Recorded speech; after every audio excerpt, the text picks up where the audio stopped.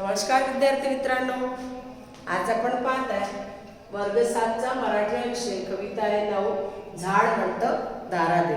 या कवितेचाच अर्थ असा होतो की झाडाला काय पाहिजे, पाणी हवं आहे। झाड म्हणते दारा दे, मला हे झाड म्हणतं मला दारा पाहिजे, म्हणजेच मला पावसाची धार पाहिजे असे। जी उजळणी आपण कवि आए थे रविंद्र भट्ट, याच्या आदि सुद्धा इसके पहले भी मैंने आपको बताई थी कि रविंद्र भट्ट क्या है। तो रविंद्र भट्ट क्या है, दिल्ली हाई कोर्ट के उच्च न्यायाधीश थे और अभी उनका जो कार्यकाल है अभी फिलहाल अभी जो हयात वो अभी राजस्थान के हाई कोर्ट के जज है, हाई कोर्ट के जज है। वो उनको हॉबी थी कि पोएम्स लिखने की, इसलिए उन्होंने ये पोएम्स लिखी है और आपको मतलब है आपको पढ़ने के लिए।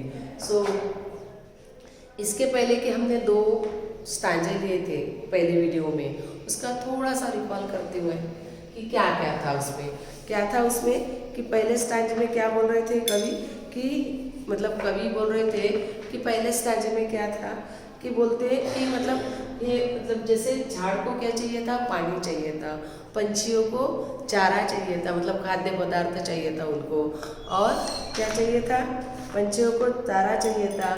जो सृष्टि में जितने भी मतलब सजीव निर्जीव जो दिखते हैं जो नहीं दिखते हैं, ऐसे लोगों को क्या दे तू देवा, सौख्य दे, सुख दे, समाधान दे, उनको रहने की जगह दे। ऐसी विनवनी कवि ईश्वर के पास करते थे, है ना।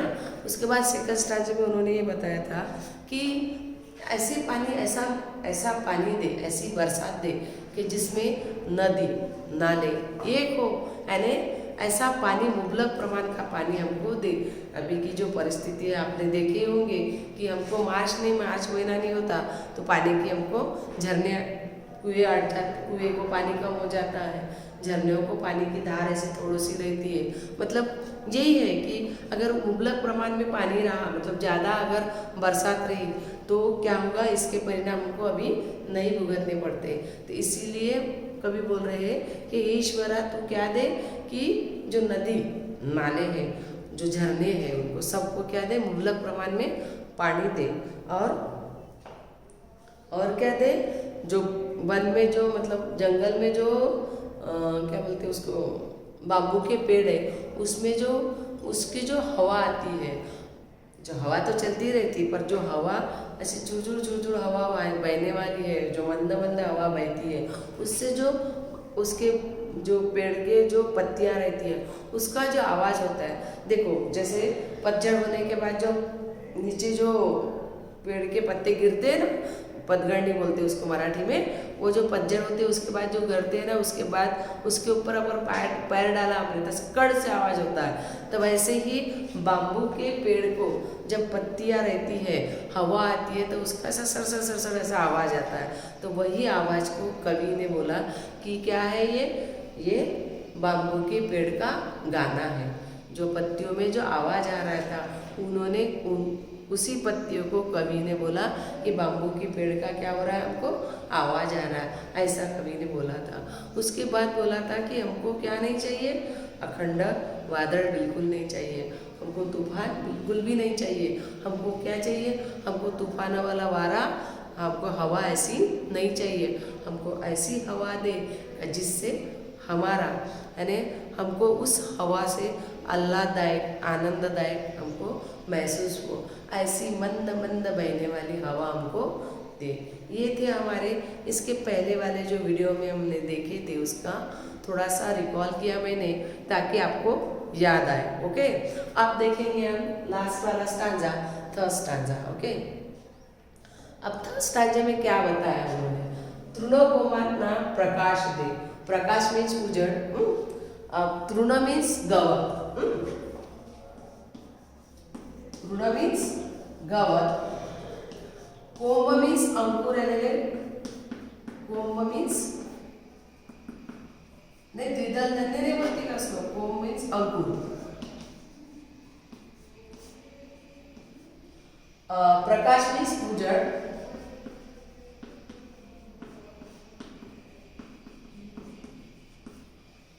नवकुमारांना विकास दे, जो नवजात शिशु है जो अभी आए हैं जन्मे हैं वो कुरान्ना, नवा कुरान्ना मीन्स जो कोम जो अभी स्प्राउट के रूप में है उसको क्या दे, विकास दे, उसको ग्रोथ दे. दुष्काळाची गर्जना नको गर्जना. दुष्काळ मीन्स दुर्मिळता.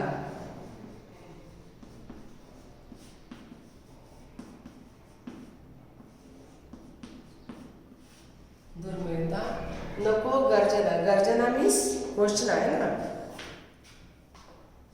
गर्जना मीन्स घोषणा, पता है ना आपको. सृजना सर्व शिवार्थे. सृजना मीन्स सर्व व्यक्तींना चांगलं आहे. शिवार मीन्स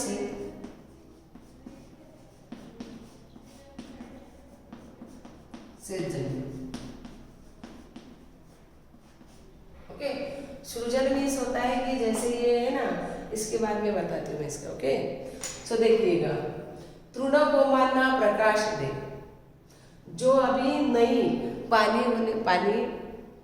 आने के बाद जो नए ऐसे घास को थोड़े थोड़े ऐसे कोम आते हैं. कोई भी आप कोई भी बीज बोओगे तो उसको एकदम से पेड़ नहीं तैयार होता. उसको पहले क्या आता है, अंकुर आता है. इट मीन्स उसको कोम आता है. वो तृण जैसे ही पानी गिरता है, मतलब बरसात का पानी आता है जमीन पे, तो जो घास को क्या होता है, नया अंकुर होता है. नया अंकुर फूटता है उसको, मतलब नई पालवी, उसको मराठी में बोलती है कि नई पालवी फूटती है.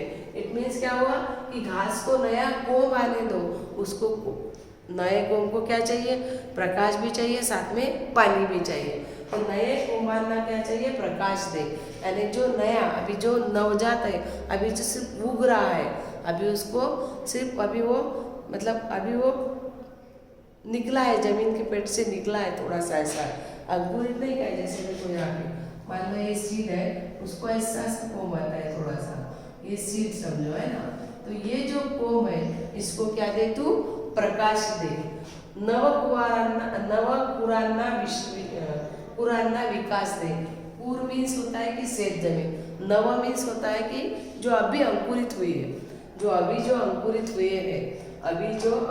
हुए हैं उसको सबको ग्रोथ दे. यानी जैसे देखो पेड़ को जैसे हमने बीज बोए और उसके ऊपर पानी नहीं डाले तो बीज क्या होगा, जल जाएगा. विच मीन्स वो अंकुरित नहीं होगा. इसीलिए बोल रहे कवि कि हे ईश्वरा, जो नए घास जो निकल रहे हैं, उसके जो कोम निकल रहे हैं, वो जो नए शिशु जो निकल रहे हैं, उसको क्या दे तू, प्रकाश दे. अभी उनको विकास दे. मतलब विकास दे, नव कुरान्ना विकास दे. नव कुरान्ना, कुर मीन्स होता है कि जो जमीन में जो नए जमीन में जो दड़े हुए रहते हैं. मीन्स जैसे कुछ पेड़ हम नहीं लगाते. जैसे देखो पीपल के पेड़ कभी लगाए नहीं, पेड़ बरगद का पेड़ कभी नहीं लगाते हम. क्यों? क्योंकि वो मतलब जैसे जमीन में उसके बीज बोए रहे थे, बीज गिरते हैं तो पानी की वजह से अपने आप उसको अंकुरित होते हैं. अंकुरित होने के बाद जैसे बरसात का पानी और प्रकाश दोनों मिलता है उसको, और जमीन, ये तीनों मिलती है, मिट्टी, प्रकाश और पानी, ये तीनों मिलने के बाद वो अपने आप क्या होता है, पनपता है. वैसे ही बोलते हैं कि हे ईश्वरा, जो अभी बिल्कुल भी अंकुरित हुए हैं, जो अभी उसको सिर्फ कोम आए हैं, ऐसे गवत को यानी घास को तो क्या दे, प्रकाश दे. और नवा कुरान्ना विकास दे. ऐसे उनकी ग्रोथ होने में, उसके विकास यानी ग्रोथ होना, उसका विकास करने दे. वैसे दो अर्थ होते हैं यहाँ पे. ऐसे नवजात शिशु को विकास नहीं होता. अभी आप ही वही लेंगे हम कि जो घास अभी उन्होंने सिर्फ कोम निकाले हैं, उनको क्या दे, उनका विकास होने के लिए, उनको ग्रोथ होने के लिए, उसको ग्रोथ होने के लिए क्या दे, प्रकाश दे, पानी दे. दुष्काळाची गर्जना नको गर्जना. हमको दुर्मिळता. दुष्काळ मीन्स क्या होता है, दुष्काळ के दो प्रकार हैं. एक तो गीला दुष्काळ और दूसरा सूखा दुष्काळ है ना. तो गीला दुष्काळ मीन्स आपने देखी, इसके पहले केरल की बात हुई थी, कितने सारे मसालों की उनकी पूरी खेती पानी में डूब गए, मतलब फ्लड आया तो वो पूरे पानी में वो पूरी बह गई. ऐसी इसको बोलते हैं सूखा दुष्काळ। यानी उनको जमीन बची नहीं है, उनके पास खाने की मतलब पैसे नहीं है, क्योंकि शेतकरी का जो मेन उद्देश्य रहता है, मेन व्यवसाय रहता है, वो रहता है खेती।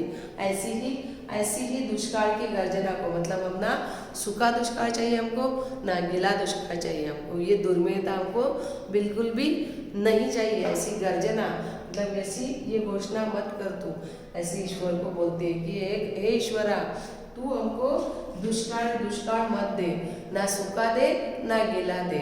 आपने केरल की बात अभी मैंने उदाहरण के तौर पे आपको बताई। सूखा मीन्स क्या होता है कि पानी ही नहीं आता। होता है 1-2 साल में हुआ, इसके पहले 1-2 साल में हुआ कि बरसात के पानी से अरे तुरड़क आया। तुरड़क मीन्स बहुत कम आया, एक आधा 15 दिन आया, फिर उसके बाद गायब हो गया, फिर धूप ही धूप और यही वो। तो ये जो वातावरण है, ये वातावरण को नहीं चाहिए। उससे क्या नहीं मिलता? अन्न नहीं मिलता, ना ही खाने को मतलब अन्न नहीं। अब अनाज ही नहीं उगेगा तो खाएगा क्या? और इसीलिए क्या होती है फिर, इसीलिए बोलते हैं कि हमको ये दुष्काल नहीं चाहिए। हे ईश्वरा, हमको वो दुष्काल नहीं चाहिए, ना गीला ना सूखा। हमको क्या चाहिए? सृजना सर्व शिवार दे। म्हणजे जो सृजन में जो सृष्टि में जितने भी मानव प्राणी मात्रा है, सबको क्या दे? सेज शिवार दे। सबको रहने के लिए, जीने के लिए, उनके काम करने के लिए सबको क्या दे? कुछ ना कुछ ऐसा धन दे, मतलब ऐसा व्यवसाय दे, ऐसा सबको अपना अपना पेट पालने के लिए कुछ ना कुछ ऐसा व्यवसाय दे। ऐसे ईश्वर के सामने कवि क्या करते हैं? प्रार्थना करते हैं। आया क्या समझ में? देखिएगा यहाँ पे पहले जो 2 लाइन है, ये 2 लाइन में देखिएगा, ये जो 2 लाइन है इसमें कवि बोलते हैं कि देखो, ये जो 2 लाइन है इसमें कवि बोलते हैं कि जो अभी नए जो क्या बोलते हैं, नए कोम तैयार हुए, अभी जो घास जैसे पानी बरसात हुई, उसके बाद 4-8 दिन में उसमें अंकुर आते हैं। जो बेचारे धूप करे के दिनों में क्या करते हैं? पड़े रहते हैं। ऐसे लोग ऐसे घास को क्या दे? ऐसे घास को क्या आता है? कोम आता है, एक अंकुरित होता ऐसा कोम आता है। ऐसे कोमों को क्या दे? तू प्रकाश दे, उनको पानी दे, प्रकाश दे। उसके बाद जो उनका मतलब ग्रोथ होती है, अब दिन ब दिन जैसे पेड़, अब जैसे बीज बोया उसके बाद उसको अंकुर आता है, उसके 4-5 दिन के बाद उसको 1 पत्ती आती है, उसके बाद 2 पत्ती आती है, ऐसा दिन ब दिन वो बढ़ते जाता है। ऐसे बोल रहे हैं कि जैसे ये सेज शिवारों में जो लगा है धूनों, इसको क्या दे? तू विकास दे, मीन्स उसकी ग्रोथ दे। उसके बाद बोला है कि जो दुष्काल की हम गर्जना करते हैं, दुष्काल होता है, वो दुष्काल को बिल्कुल भी हमको नहीं चाहिए। दुष्काल बिल्कुल भी हमको नहीं चाहिए, ऐसे वो क्या करते हैं? गर्जना करते हैं। उसके बाद बोलते हैं सृजना सर्व शिवारा दे, यानी सभी को से जमीन, सबको व्यवसाय दे, सबको अच्छी सृष्टि निर्माण कर, अच्छा उनको फल दे, अच्छा उनको काम दे, ऐसी सृष्टि प्रभु हमको दे। हे ईश्वरा, मुझे ऐसी सृष्टि दे। ऐसे कवि ईश्वर को प्रार्थना करते हैं की जसं पालवी फुटल्यानंतर जसं नवं झाड आला, काही दिवसांनी पतझड झाल्यानंतर पाणी फुटते, तसंच जसं पाणी आलं की बरसातचं जेव्हा पाणी आलं की छोटे घास उगवतात, त्याचे म्हणजे कोंब येतात, त्या कोंबाला काय मिळतं? पाणी मिळतं आणि प्रकाशही मिळतो। हे दोन्ही दे तू। आणि जे म्हणजे जसे नवीन जे पालवी फुटली आहे त्यांना काय करू दे? त्याचा ग्रोथ होऊ दे, त्याचा विकास होऊ दे। आम्हाला दुष्काळ बिलकुल पण नाही पाहिजे, आम्हाला दुष्काळाची गर्जना बिलकुल नाही पाहिजे, आम्हाला घोषणा नाही पाहिजे। आम्हाला काय पाहिजे? सुजन शिवार, सर्वत्र से शिवार दे, सर्वांना सुख संपत्ति दे, धन धान्य दे, ऐसी सृष्टि हमको चाहिए। ऐसे विनवनी कवि ईश्वर को करते हैं। आलं लक्षात? ओके, एक बार मी मराठीत सांगते तुम्हाला एक वेळा। पहा, जसं छोटं अंकुर येतं पाणी पडल्यानंतर जमिनीमध्ये, जे आधीच ज्या बिया असतात, म्हणजे जे पक्ष्याद्वारे येतात किंवा काही अशा आपोआप पडतात, त्या बियांना आपोआप कोंब येतं। पाणी पडलं की जमिनीत असल्याच्या मग त्या कोंब आल्यानंतर समजा जर 8-15 दिवस त्याच्यावर पाणीच नाही आलं, प्रकाशच नाही पडला, तर ते कोंब काय करतात, जळून जातात. तर म्हणते हे ईश्वरा की अशा कोंबांना काय दे, तू प्रकाश दे, पाणी दे आणि त्यांचा काय कर, तू विकास कर, म्हणजेच त्यांना पुढं त्याची ग्रोथ कर, वाढू दे त्यांना. म्हणजे आम्हाला काय नको, दुष्काळ बिलकुल नको आम्हाला, सुका दुष्काळ हवा ना ओला दुष्काळ हवा आम्हाला, अशी बिलकुल गर्जना करू नको. आम्हाला असं शिवार दे, असं शेत जमीन दे का ज्याच्यात सर्व सुख शांतीने सुजनतेने म्हणजे चांगल्या दृष्टीने चांगल्या परिस्थितीने जगू दे, अशी सृष्टी आम्हाला दे हे ईश्वरा, अशी विनवणी कवी ईश्वराजवळ करते. आलं लक्षात?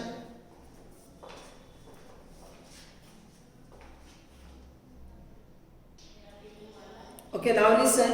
अभी हमने प्रश्नोत्तर देख रहे हैं. प्रश्नोत्तर आप अपने नोटबुक में लिख लीजिएगा. ओके.